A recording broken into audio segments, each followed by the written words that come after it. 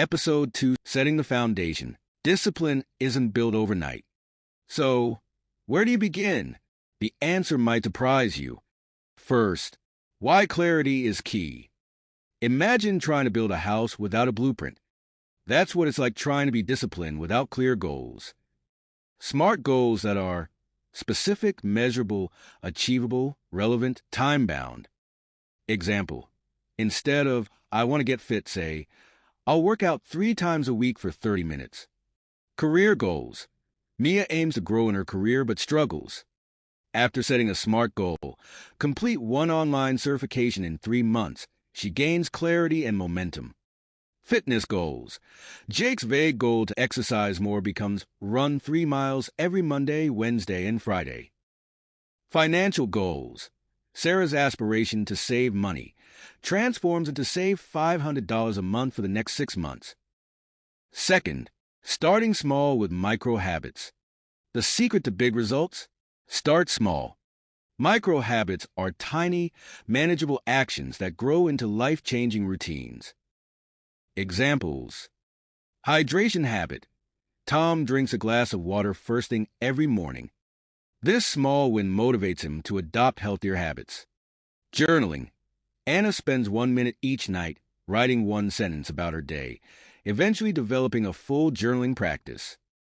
Fitness. David starts with 5 push-ups daily and gradually increases to a full workout routine. Reading. Lily reads 1 page of a book daily, and over time, she finishes an entire library of books. Remember, tiny changes equals to remarkable results. Third, morning routines as a game changer.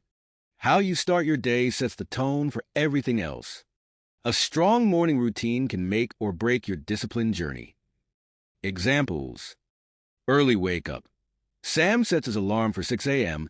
and uses the quiet time to meditate and plan his day. Stretching. Karen starts her mornings with a 5-minute stretch, boosting her energy and focus. To-do list. Ethan writes a to-do list every morning, prioritizing the most important tasks. Meditation. Olivia spends 10 minutes meditating each morning, helping her stay calm and disciplined throughout the day. Fourth, the power of environment. Your environment shapes your habits. A cluttered space leads to a cluttered mind, while an organized environment promotes discipline. Examples. Decluttered workspace. John clears his desk every evening, making it easier to start work the next morning. Phone-free zones. Emily sets her phone in another room while studying to avoid distractions. Accessible tools. Mike places his workout gear near his bed to remind him to exercise in the morning. Now that you've built the foundation, how do you fight the distractions pulling you off course? That's what we'll tackle next.